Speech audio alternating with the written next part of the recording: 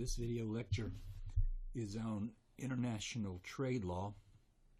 It may cover some additional topics. The focus here will be on international trade, World Trade Organization, and the general agreement of tariffs and trade. We'll talk about the general principles, and then we'll talk about some specific international or global business legislation. Then the last of the lectures will be on doing business globally through foreign direct investment. Let's first start off with the discussion of the World Trade Organization. You will probably tell from this lecture that I'm not a fan of the WTO or the agreements. I'm not sure that it's the best approach for global trade in this country, but you decide for yourself. The World Trade Organization is an intergovernmental organization responsible for overseeing international trade. It's an umbrella organization. It has responsibility for implementing, administering, and carrying out the WTO agreements that we'll talk about, acts as a forum for ongoing multinational, multilateral trade negotiations, which is gone on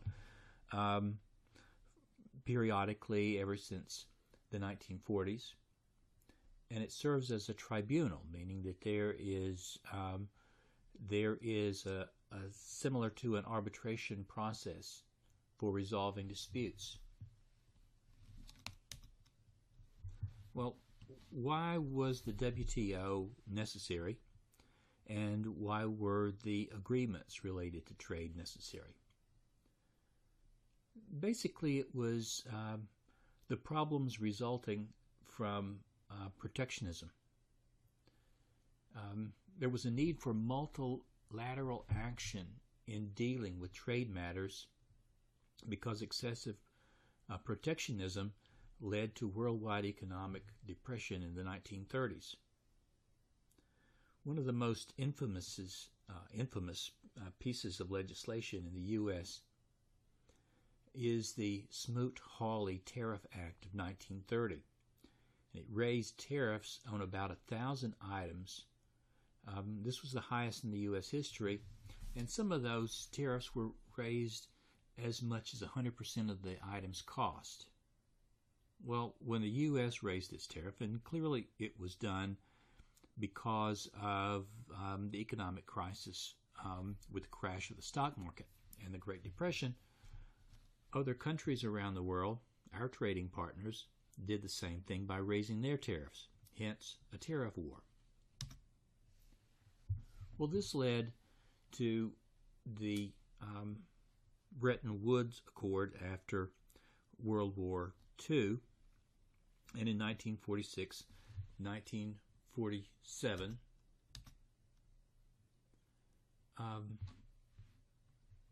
we had 20-some-odd countries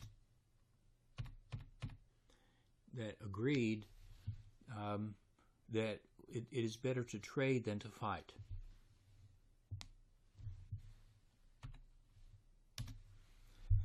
So, ever since 1946, 1947, we had these multilateral agreements on trade. It was small to start off with and has gotten much bigger over the years, but that was the general agreement on tariffs and trade, commonly called GATT.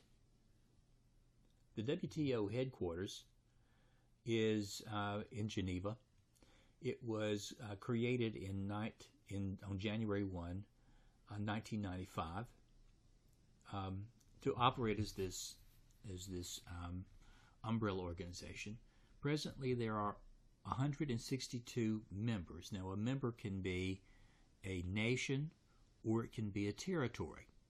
For example, before Hong Kong became part, by extension, to the Republic of China, it was a trade territory and a member of the WTO.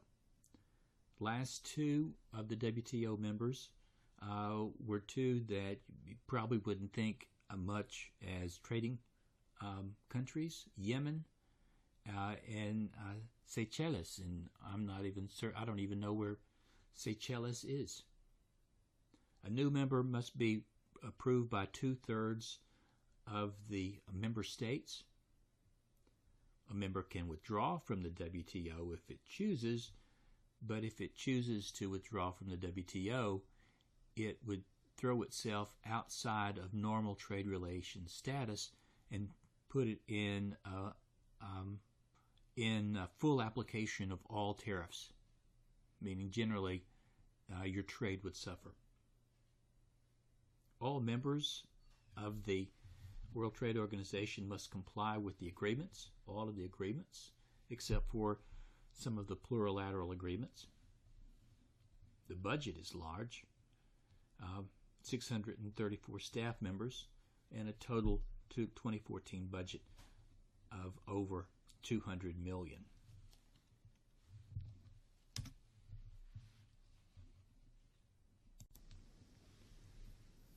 The WTO maintains, through the members,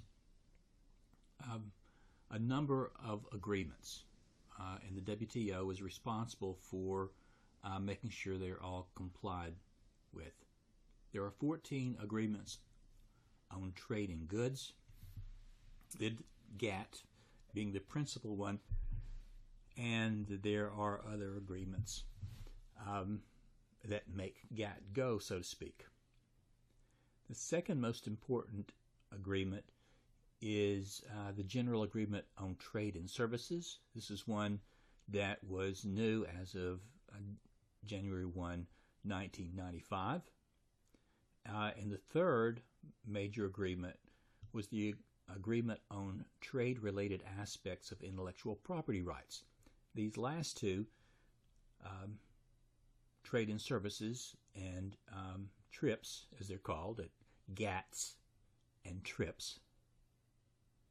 These are two that the United States was insistent on getting agreement to because the U.S. is stronger in services and intellectual property than probably any other country on the planet. Other significant agreements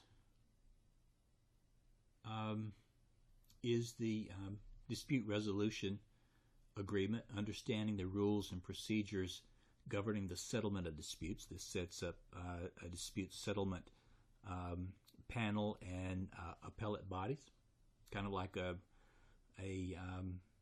international court, if you will. Trade policy review mechanism.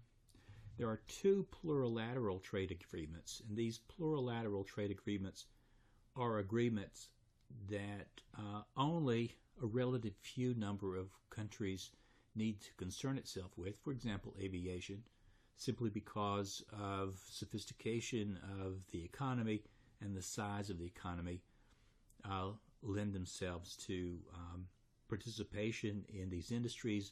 Most countries do not have the size or the wealth or the industrialization to participate.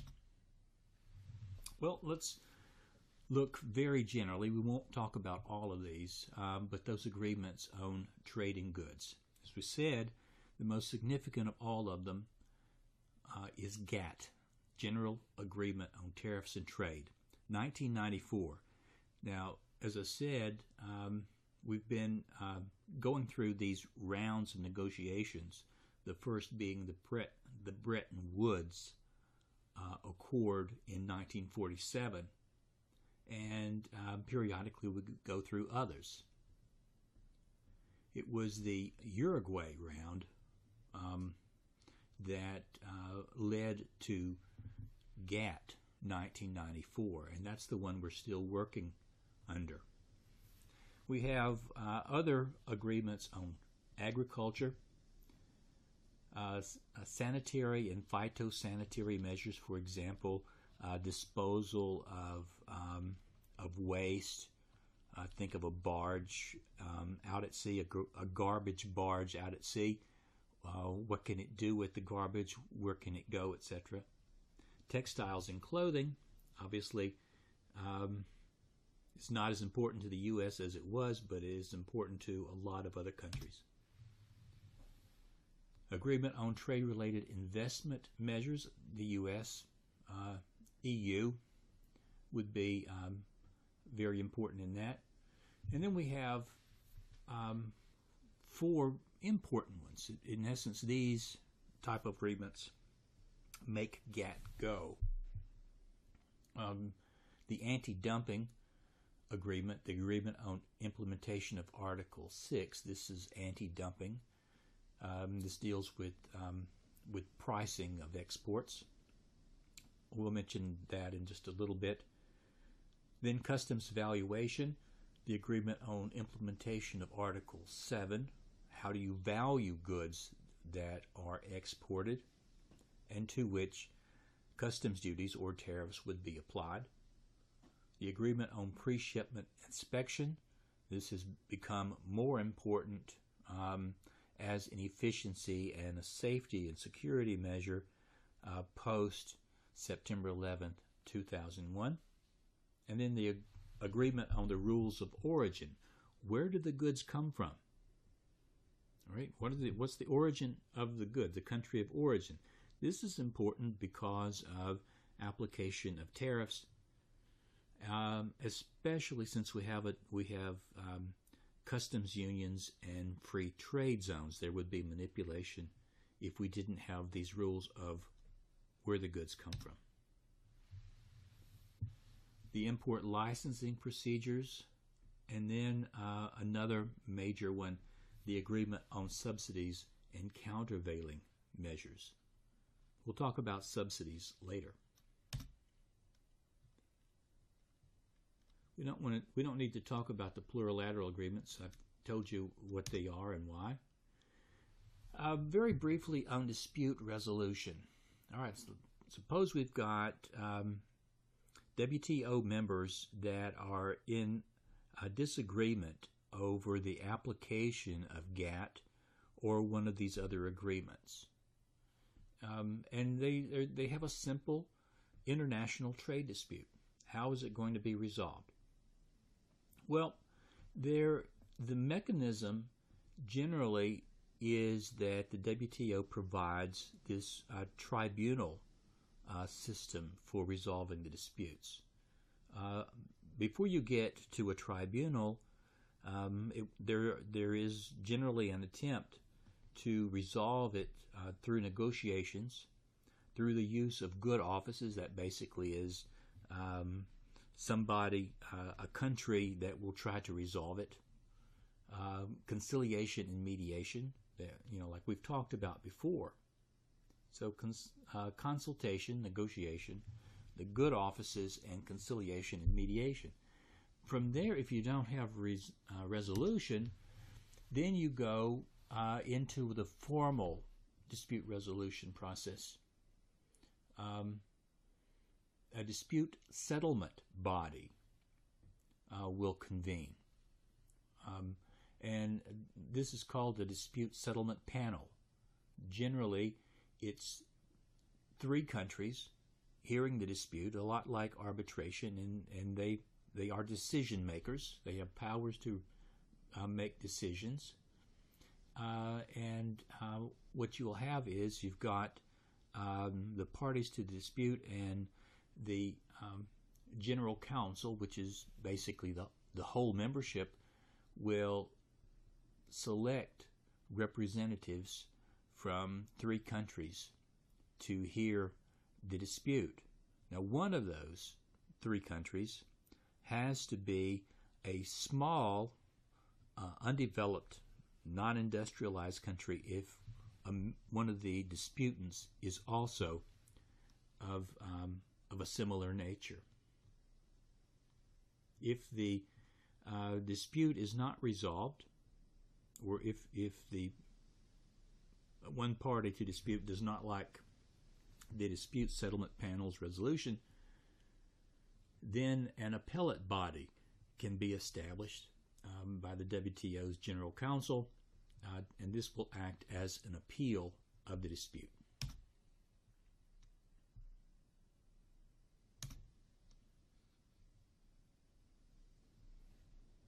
Let's look at GATT 1994. It's very similar to GATT 1947, the original. The main thing I want to talk about with GATT, and GATT deals with goods, right? With goods, not services, not intellectual property. There's a separate agreement, GATTs and TRIPS for those. But the way GATT is worked out is there are 9 guiding principles called general principles that make GATT effective. And we're going to talk about these 9 principles. That's going to be our major focus. Just to quickly go through what these are, and then we'll spend time on each one of them. The direct effect principle, non-discrimination principle, which is a major one of them, and the non-discrimination principle has 2 focuses. One is most favored nation or normal trade relations status, and the other is the national treatment rule. Then there's the protection through tariffs principle, the transparency principle, regional integration principle, which has become more and more important, escape clause principle, and the commodity arrangement principle. We'll talk about each one of them. First, the direct effect of GATT principle. Some provisions of GATT are directly effective, meaning that private persons of a member state may rely on them and enforce GATT 1994 provisions against their own or some other member state. Sometimes a company's own member state does not take up for it, so to speak, does not bring an action to enforce the principles. This was the case in the Finance Ministry versus Manifattura Lane Marhoto from an Italian. This is an Italian dispute in which Italian wool producers were not protected by the Italian government in order to stop importation of certain goods, and so they sued on their own behalf. They sued the Italian government and were successful. Second, and this is the most significant, is the non-discrimination principle. I think this is the one that makes GATT go. Now, what we say about these 9 general principles of GATT, these also apply in large part to trade and services, GATTs, and TRIPS, especially with regard to non-discrimination principle. It's the most fundamental principle of GATT, that international trade should be conducted without discrimination. Hence, here's where we have general consensus, so to speak, that all nations should be treated equally in trading of goods. There's a good side to this and the bad side to this as well. It's this particular principle, this non-discrimination principle, is a principle of non-discrimination, and its foundation rests on 2 sub-principles, so to speak: the most favored nation rule and the national treatment rule, both of them being non-discrimination principles. First, the most favored nation rule. It's also referred to as normal trade relations. And in fact, if you look at the harmonized tariff system, you will see a reference to NTR, normal trade relations, rather than most favored nation.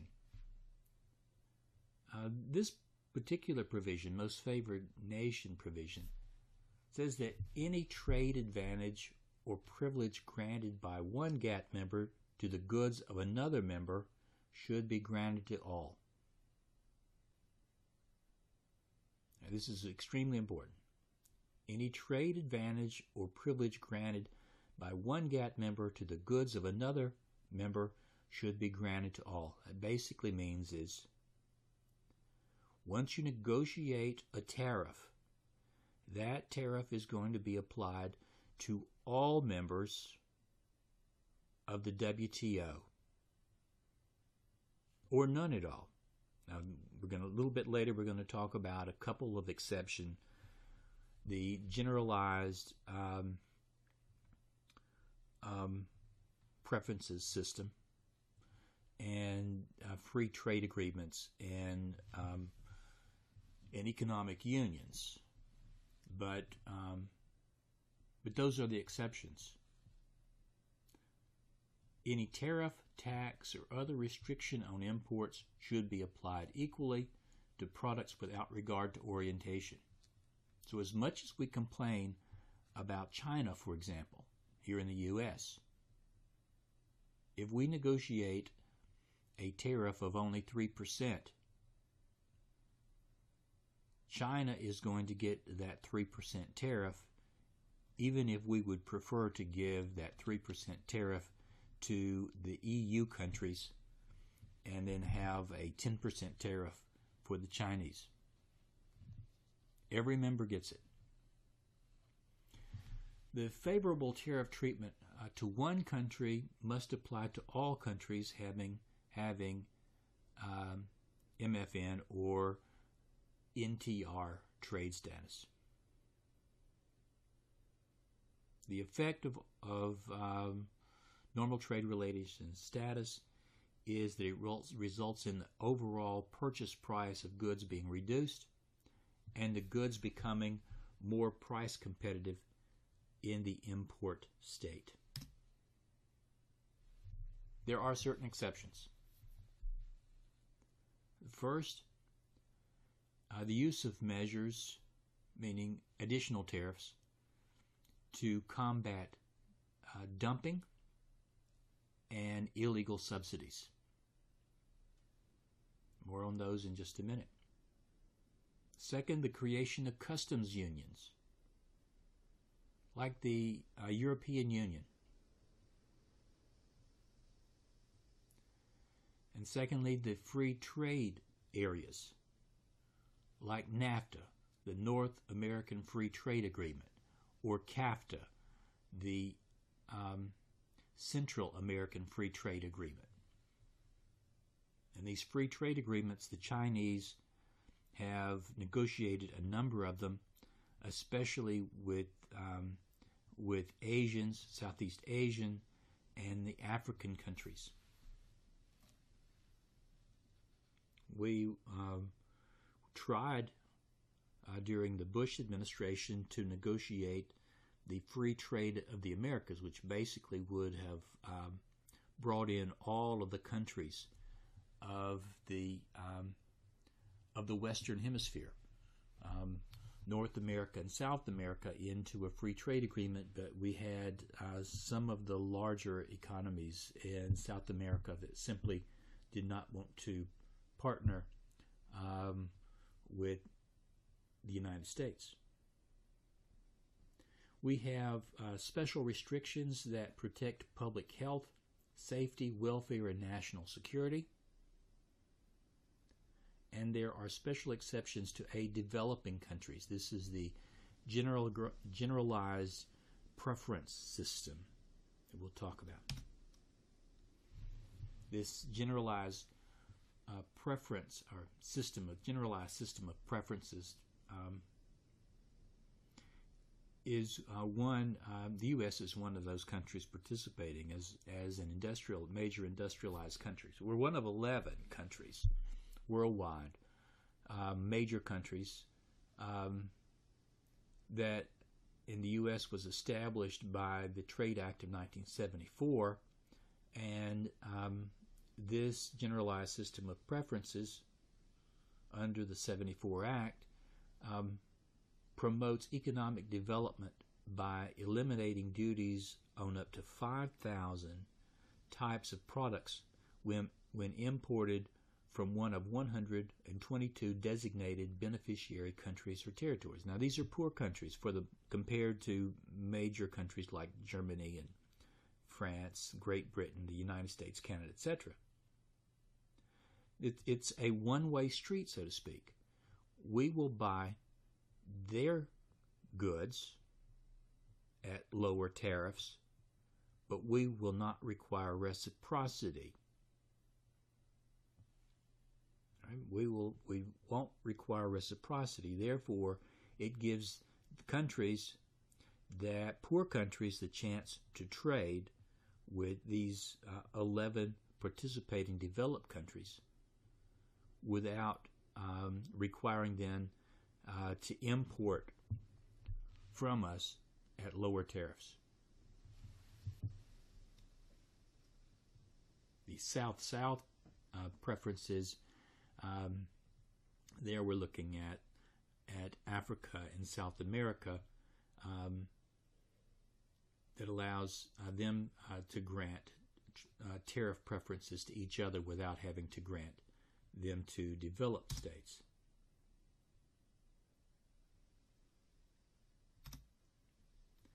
All right, let's look at the national treatment rule, the second part of this non-discrimination principle. Also extremely important.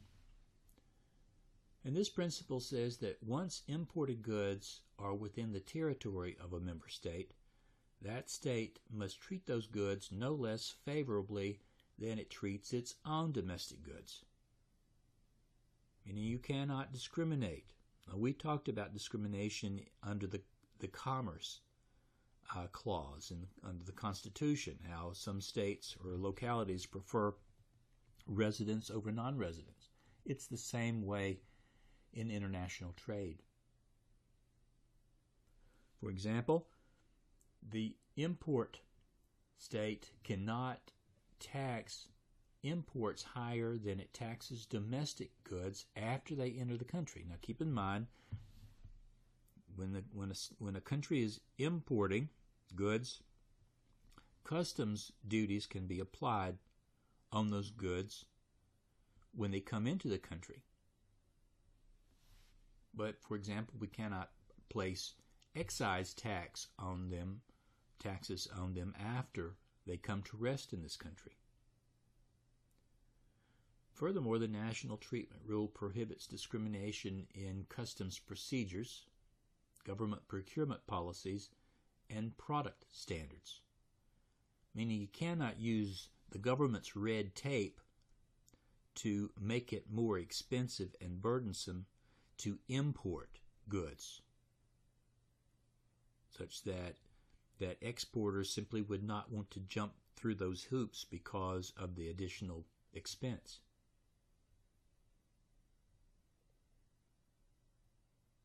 GATT does permit, however, the states, meaning member states, to levy charges on the movement of goods, such as user fees, for a harbor, for example, or a port when the goods arrived. That is not an exception. To assure compliance with the national treatment rule, GATT requires member states to notify the WTO of any changes to their trade regulations.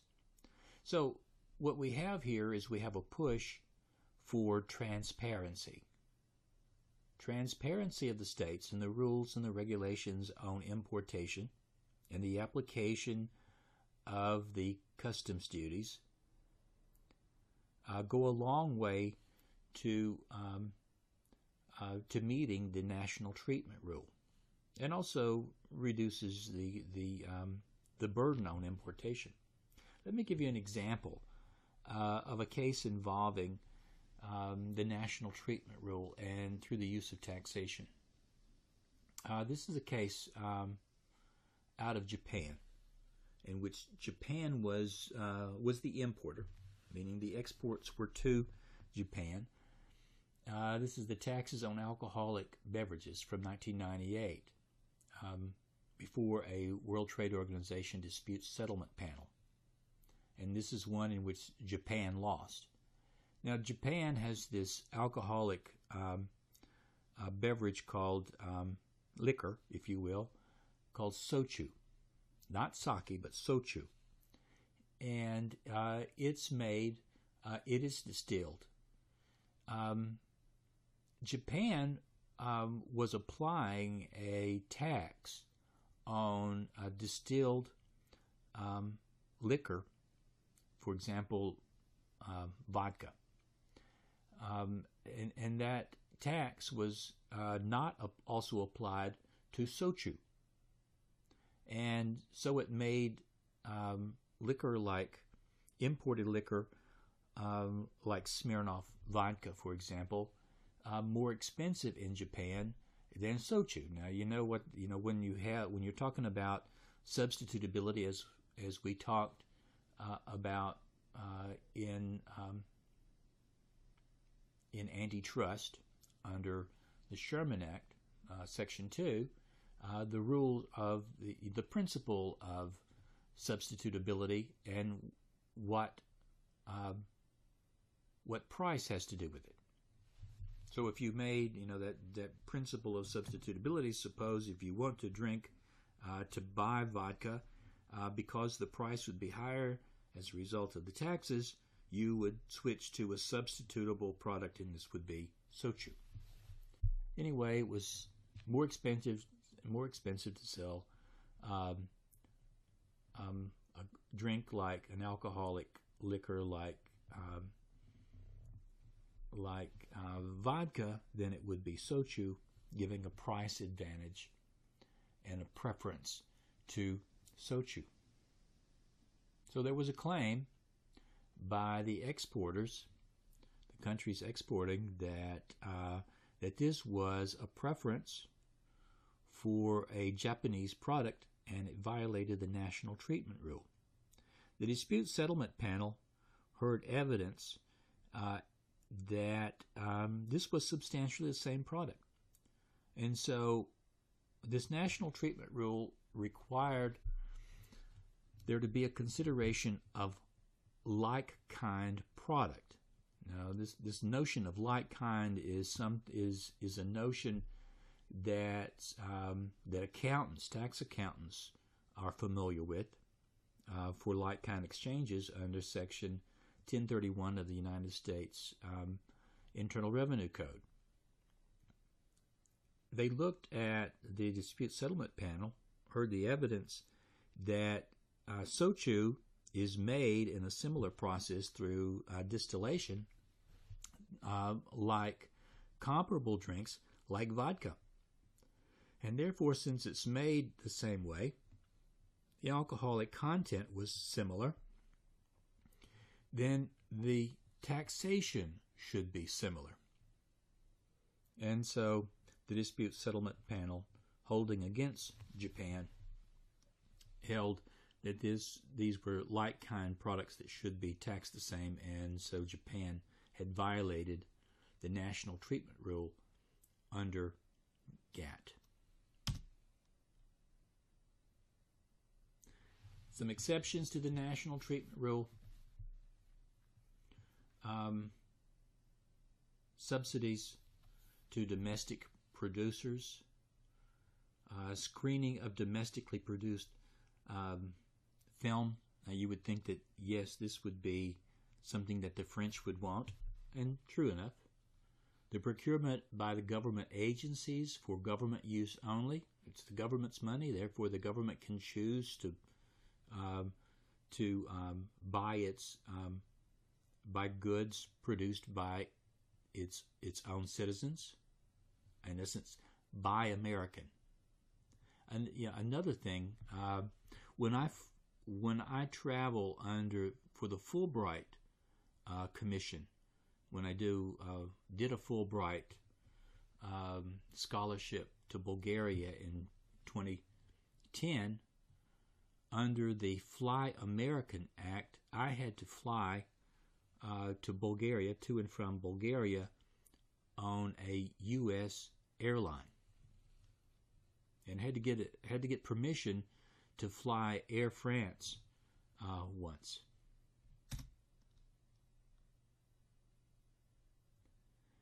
All right, the next principle is the protection through tariffs principle. This is principle number 4, actually. And the protection through tariffs principle states that each member state may protect its domestic industries only through the use of tariffs. Tariffs meaning customs duties. Through taxation. You can't protect it through special legislation or through rules or through by treating countries different. You cannot use quotas or other quantitative restrictions on imports and exports. The tariffs must be collected at the point of importation.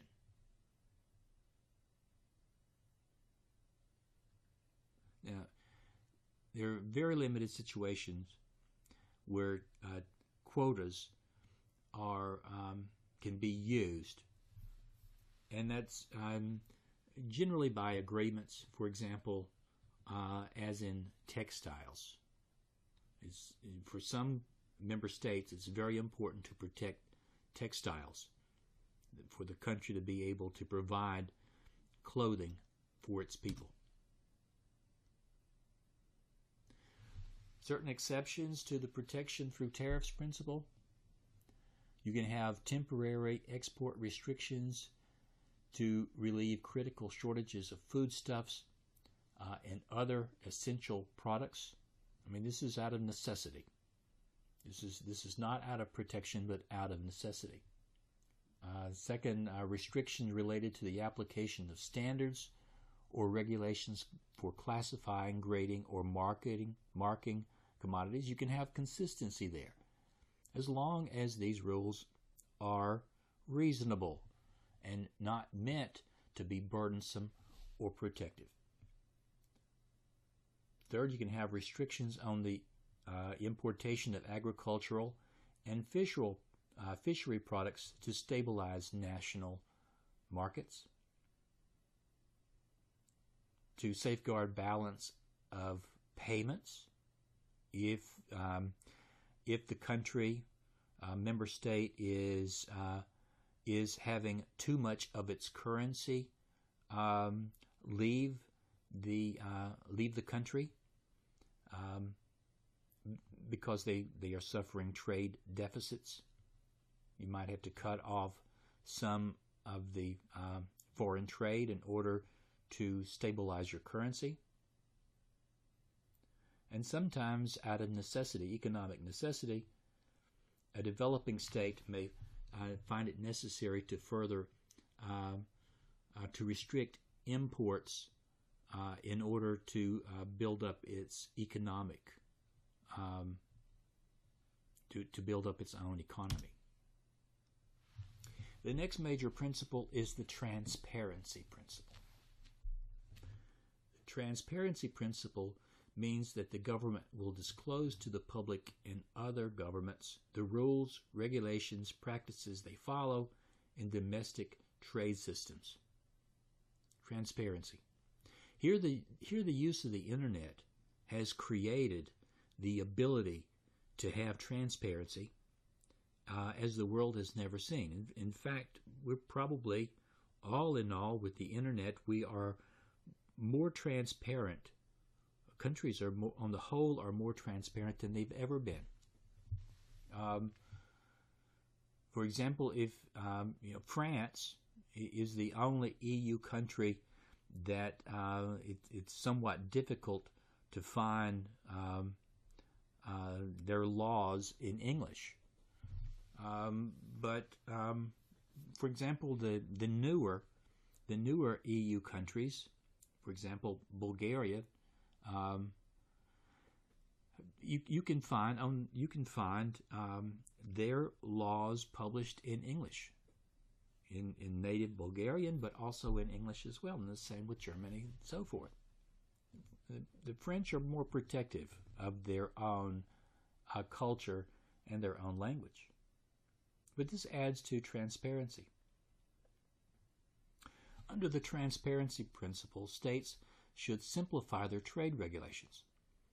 And just like with the World Intellectual Property Organization, the WTO has done this as well. One major way in which we've got greater transparency over the years, and this has been it's been worked on since 1950, is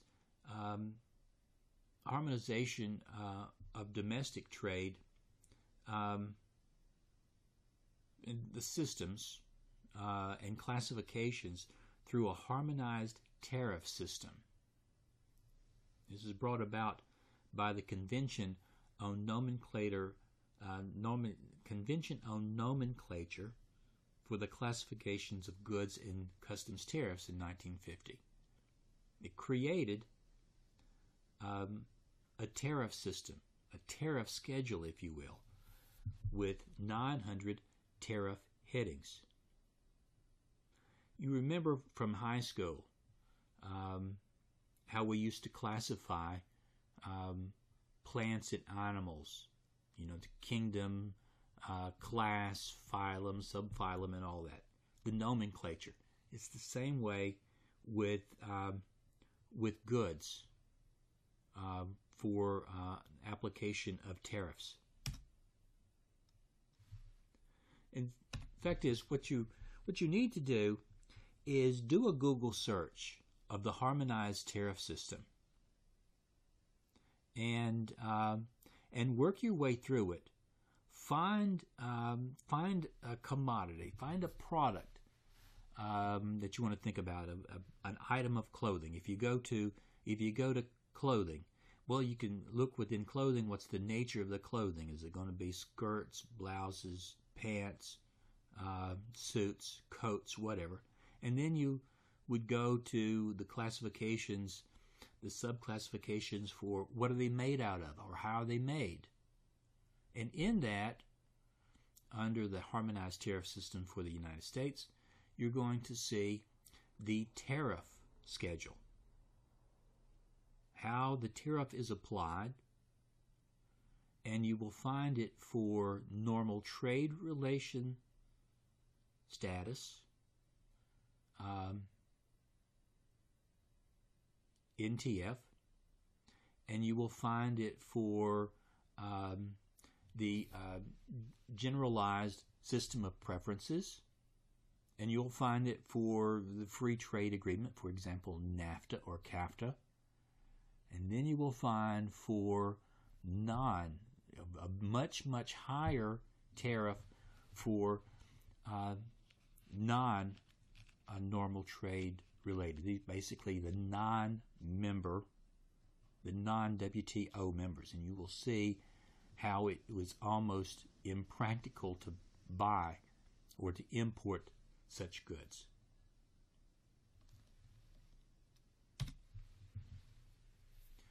The next major principle of GATT is the regional integration principle. This is the one where countries are negotiating more. And this is to promote international trade through regional economic integration. The WTO encourages states to participate in free trade areas, free trade zones, and customs unions. A free trade area is a group of states that have reduced or eliminated tariffs between themselves, but that maintain their own individualized tariffs as to other states. In essence, what we have, and we can use NAFTA as an example. All right? We have basically the three countries, the United States, Mexico, and Canada, have negotiated concessions with each other. And we've done this through goods, and we've also done it with tariffs with services as well, in which we basically say we can agree on, going through each one of these, through a harmonized tariff system, through each one of these classes. And most of them, for example, we will agree that there will be no tariffs at all. No tariffs for goods. Those goods come in from from Mexico into the U.S., or from Canada in the U.S., or the U.S. to Canada, U.S. to Mexico, or Canada to Mexico, Mexico, Canada. In some, you would agree that there is a small tariff. But all of these tariffs would generally be less than under GATT that you would charge countries like Vietnam or Russia or China or Japan. Now Mexico has worked out a free trade agreement with, I believe, with China. And China has worked out free trade agreements with a lot of countries. In essence, we are through free trade agreements. We are ratcheting down customs duties, tariffs, much, much, much more than under GATT itself. But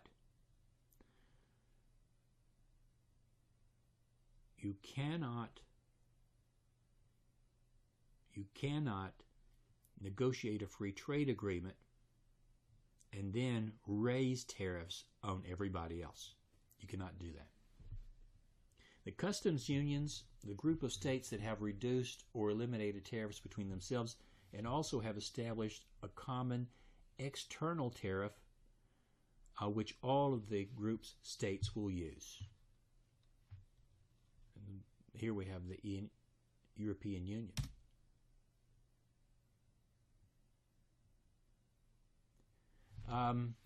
Member states that want to negotiate free trade agreements have to notify the World Trade Organization of its participation.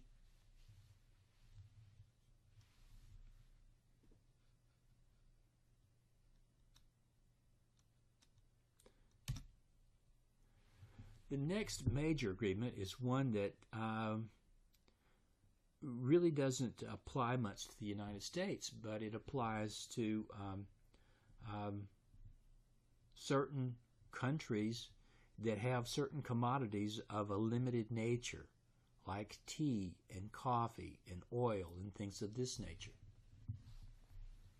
Maybe even cotton would be one as well, in which the United States would have an interest.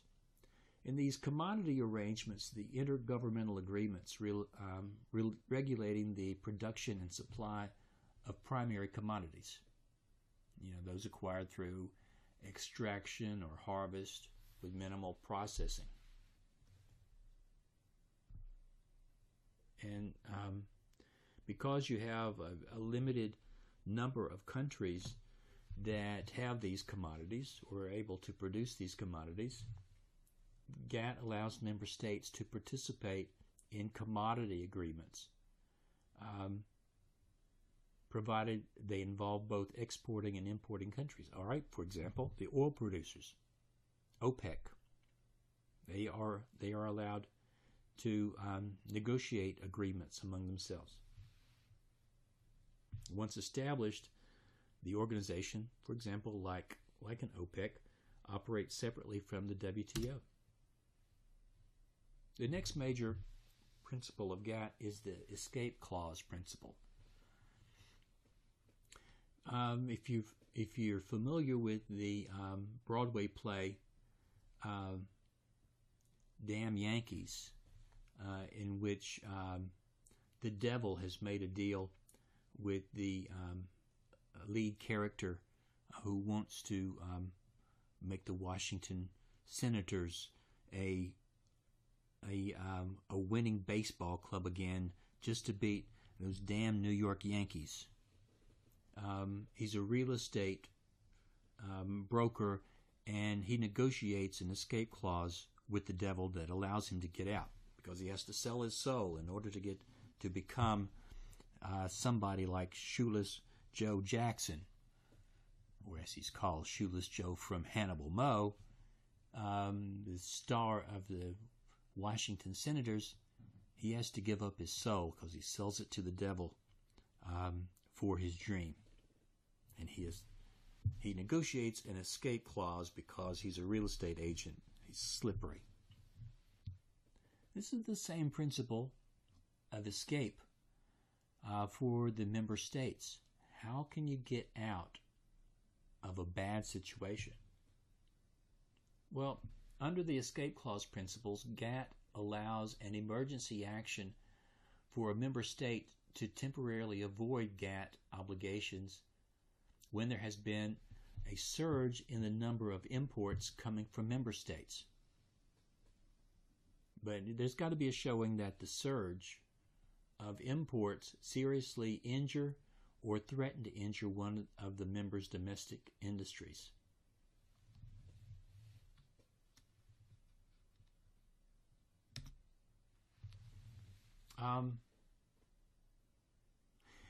This is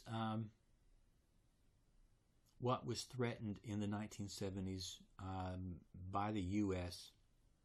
because the Japanese were just eating the big three American automobile producers' lunch when they were able to sell their cars so much better in the U.S.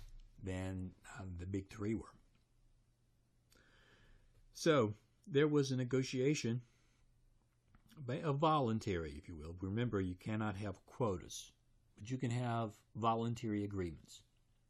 And so the fear that the U.S. would cut off importation of automobile cars that were smaller, more fuel efficient, higher quality, cheaper than the American cars, because of this threat, Japan voluntarily reduced the exports of these automobiles to the U.S. Eventually what happened, the Japanese manufacturers started opening assembly plants in the United States, and they obviously made even more money.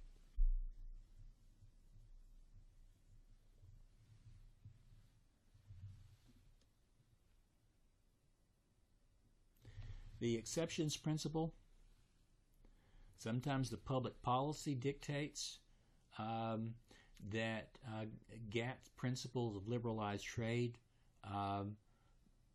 must be reduced because of national concerns. GATT can't be arbitrary, or it can't be unjustified or disguised discrimination. It has to be necessary. It has to be real. Security exceptions. When security is tantamount, is above all other things, you can reduce imports. Then you have general exceptions. And under GATT, these general exceptions are broad. They may be based on moral grounds or economic grounds,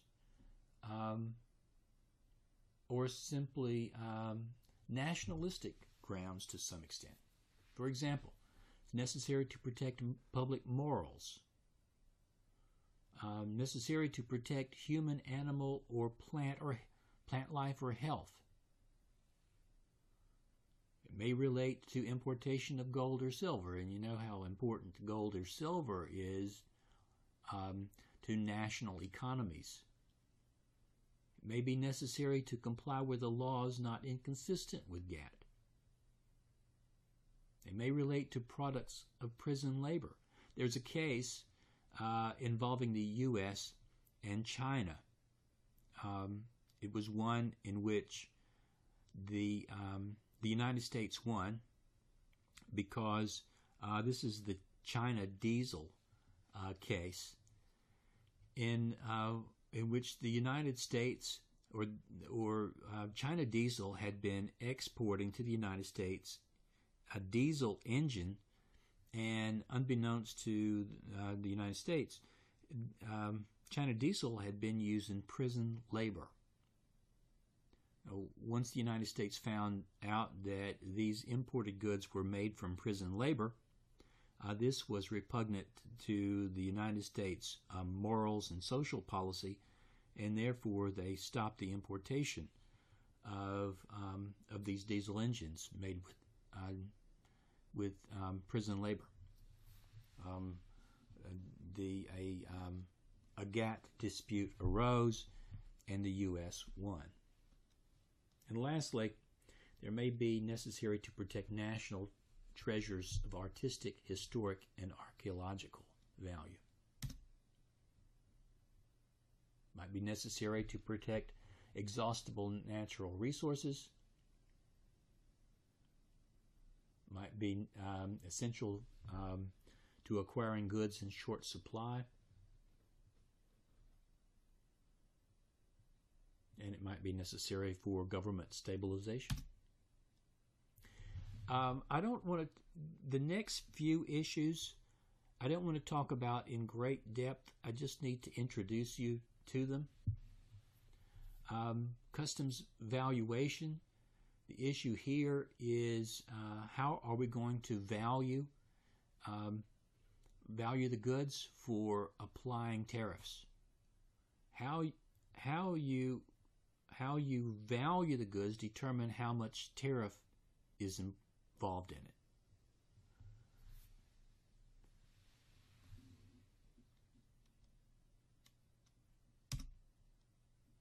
You can, it would take too much to explain the valuation methods because it applies some cost accounting methods, whether it's transactional or deductive value or computed value or derived value. It's beyond the scope of this lecture. The second issue is dumping and the application of the anti-dumping code. The issue here is that one producer in a country sells its goods abroad cheaper than they sell their goods in their home country. Why do they do this? Well, if you are able to export your goods, that means that you are keeping your people, your citizens, employed. And it actually works more of a direct costing argument. So as long as you're covering your variable cost, you're okay. You should sell as long as you're covering your variable cost.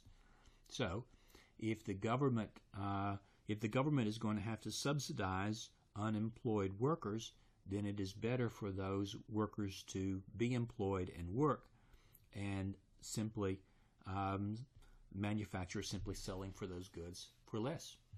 Well, the effect is when those goods are imported at this lower cost, they're the dumped goods, it affects the market of goods within that industry.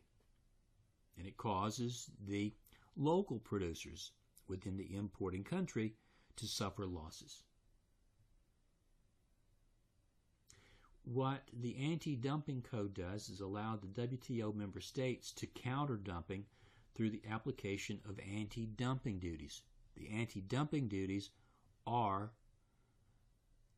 tariffs sufficiently high to cover this additional, this reduction in the sale price, if you will. In essence, it equals it out. It creates a fairness and equality.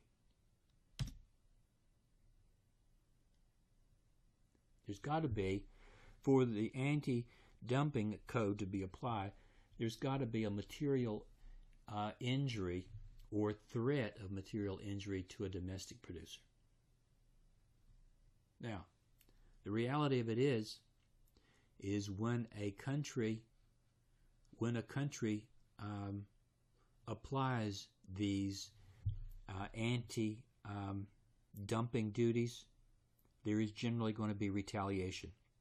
When I was in China in March of 2000, or 2002 rather,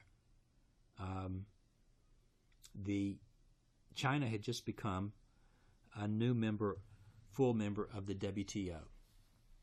And China had been participating with some other countries, some other steel producers, and I think Great Britain may have been another one. But anyway, one of the significant perpetrators was China, People's Republic of China, and they were dumping steel on the United States, damaging the steel producers in the U.S. And President George W. Bush hit the nations dumping the steel on the U.S. with anti-dumping duties. Now, the retaliation by China, first of all, they said they weren't dumping. So their retaliation was to apply anti-dumping duties to some of American goods. It's like getting in a shouting match.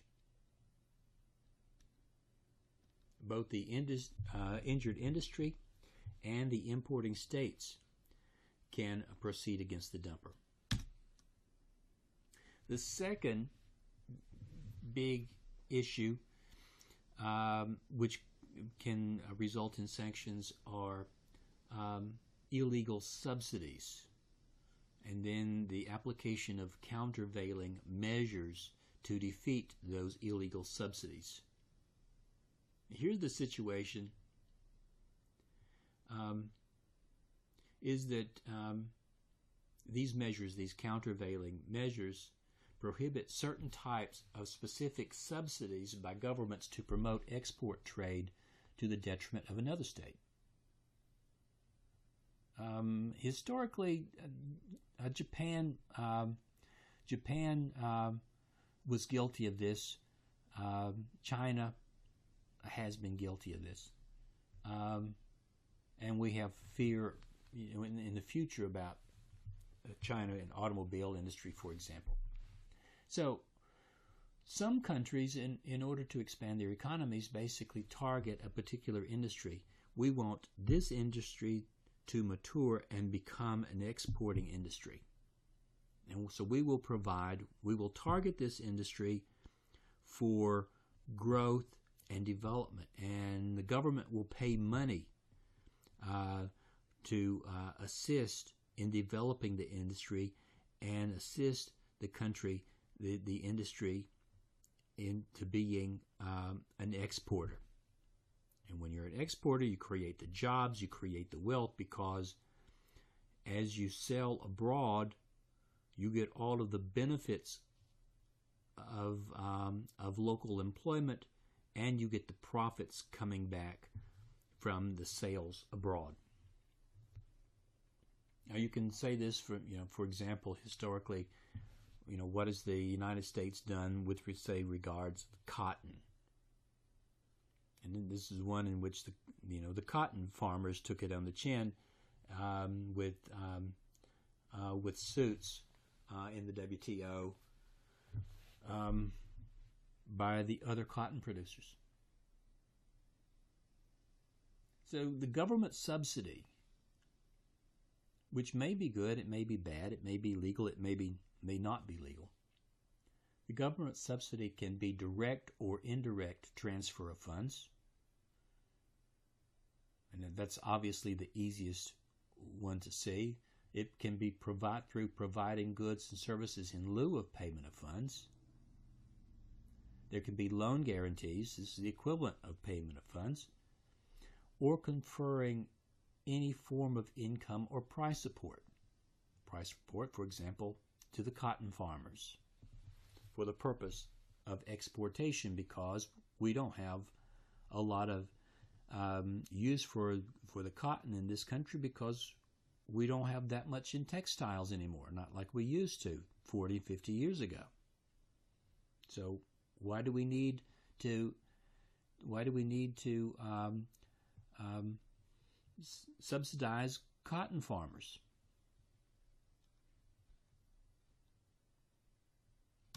Well, what we've got here is we've got three types of subsidies, broadly speaking. We've got one problem area, one that may be a problem area, and one that's not a problem area. So we could call these, red, yellow, and green subsidies.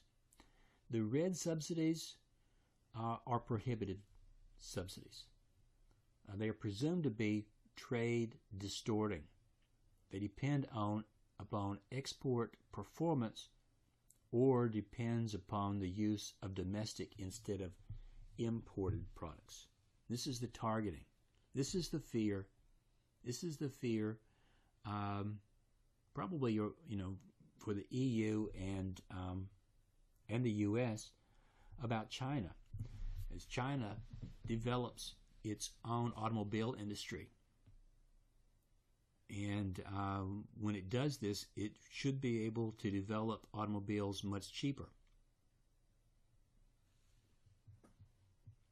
Now, China has opened up an assembly plant for its automobiles in Bulgaria, and this way it will be able to export as an EU producer. It'll be able to export their automobiles into other EU countries. Now the question is, what happens when those cars are able to be produced in China and exported to the U.S.? Then we'll look to see how much subsidizing the Chinese government has done. The second batch of subsidies are the maybes. They're actionable subsidies that may or not be actionable depending on their use. I mean, what's the intent? They're discouraged, but they're not prohibited. Consideration will be, will it injure a domestic injury of another state? Will it nullify or impair some benefit due another state under GATT? Or will it cause or threaten to cause serious prejudice to the interest of another state? If the answer to that is all three, then probably would be illegal. And then the green subsidies, I think I want to go back to this one, the yellow subsidies. You might recall that a few years ago, President Obama specifically addressed his goal of having the United States be the principal manufacturer and exporter of solar panels. And it was willing, with this goal, it was willing to give large subsidies to solar panel manufacturers in the United States. I guess Solyndra being one of those, although it failed. Now suppose President Obama's plan had come into fruition, and suppose that the United States, we had solar panel manufacturers in the U.S. exporting to countries around the world. Question would be, would the subsidies that would be paid to the solar manufacturers in the U.S., would these be illegal subsidies provided by the United States government, and could the importing countries that also produce solar panels, would they be able to sue as a result and apply, even before the suit, apply the countervailing measures, meaning enough customs duties to offset the subsidies? That's the way the countervailing measures work. Countervailing duties offset the benefit of the subsidies through higher tariffs.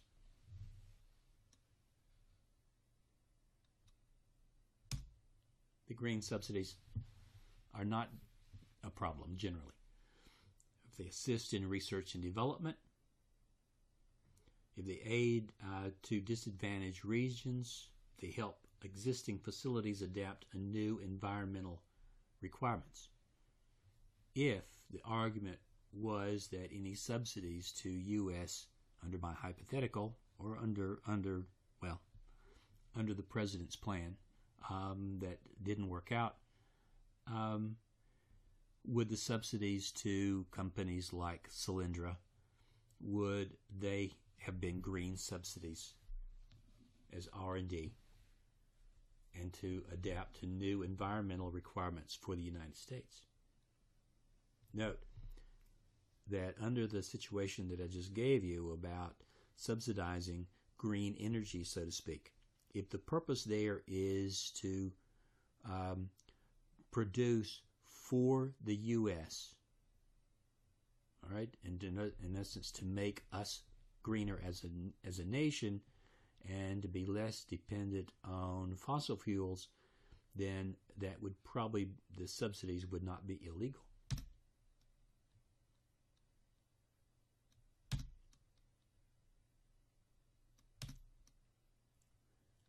Well, we talked about the country of origin, the rules of origin. I don't think we need to go any farther into that.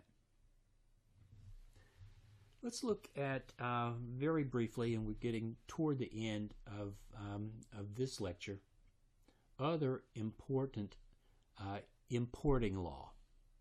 There are a lot of them. There's a lot of legislation over the decades, 380 or so, and more than that now, United States laws affecting importation of products.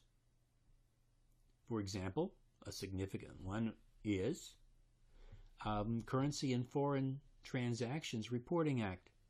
This requires reporting of exporting or importing money instruments of $10,000 or more. Basically, this is to fight crime. It's principally for drugs. Now it can be for terrorism as well. So the exchange of cash or certificates of deposit or something of this nature, but mainly cash. Well, actually, it's cash or coin, currency. Certificates of deposit, forget that. That would be, once you hit that $10,000, you have to report this to the federal government. And it would be the same, for example, selling a new car for, a new car dealer selling a new Versa for $11,000 cash. They would have to report that to the Department of Treasury. The Tariff Act of 1930 authorizes the U.S. Customs Service to enforce laws relating to assessment and collection of duty and the exclusion of prohibited goods, for example, convict labor that we talked about before, and the regulation of vessels and customs brokers. The Trade Act of 1974 extends authority to anti-dumping and countervailing duties and the generalized system of preferences. We talked about each of those. The harmonized tariff system that I referred to earlier, this is one in which you really need to go to the internet to explore. You will see the essential nature of it. I want to give you an example that I got. I attended the International Bar Association meeting in Amsterdam in 2000, and I attended a session on taxation. And one of the speakers was a customs tax lawyer, and he spoke of how the proper classification of a commodity, of a product, and how you can a manufacturer can use that classification. There's insignificant differences in classification to their advantage by taking advantage of reduced customs. In his particular case, he had a client that manufactured tennis shoes, typical tennis shoes. And the tennis shoes that they had manufactured were tennis shoes that had the rubber rim all the way around the edge of the shoe. And if you think of the old Converse, and it had the cap of the shoe where the toes were, that was rubber as well, and canvas for the rest of it.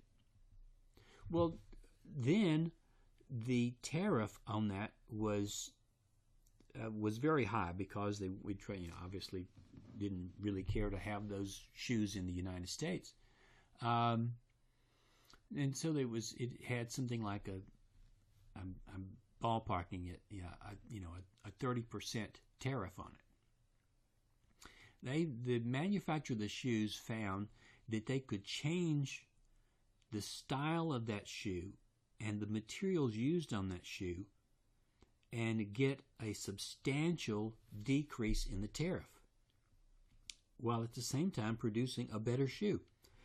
So instead of so much rubber around the edge of the shoe and the toe of the shoe, they used leather instead. And so because they used so much leather instead of rubber on that shoe, I'm not talking about the sole of the shoe, the rim around it, think of Converse, they were able to reduce the tariff down to something in the neighborhood of 18%. And so that difference in the tariff really, in large part, was going to the bottom line. Let's look at some exporting law briefly. Export Trading Company Act of 1982. This relaxes antitrust law by permitting direct collaboration between firms, marketers, financiers, and banks to advance export trade. A major piece of legislation from the 1980s, a treaty called the United States Convention on International Sale of Goods, commonly referred to as CISG, Convention on International Sale of Goods. This is sales law pertaining to international sale of goods, and it's very similar to the United States Uniform Commercial Code. Right? Article 2 of the Uniform Commercial Code. And it's very similar to UCC Article 2, dealing with transfer of goods, dealing with warranties, dealing with delivery, and things of this nature. And municipal law, state law, will fill in where the CISG is involved. The first time I had anything to do with the CISG was when I was at FLACT Environmental Systems Division. We had a proposed sale of air pollution control equipment for a power plant, a group consortium, and the Chinese buyers wanted to use the CISG, and I had no idea what it was. I found out later. This ends the discussion of the international trade law. Again, it was simply a summary. It was not intended to be all-inclusive, but it gives you an idea of how complicated international trade can be and how complicated and entwined the World Trade Organization is and how difficult it would be to get out of it. The next lecture will be on doing business globally, looking at foreign direct investment.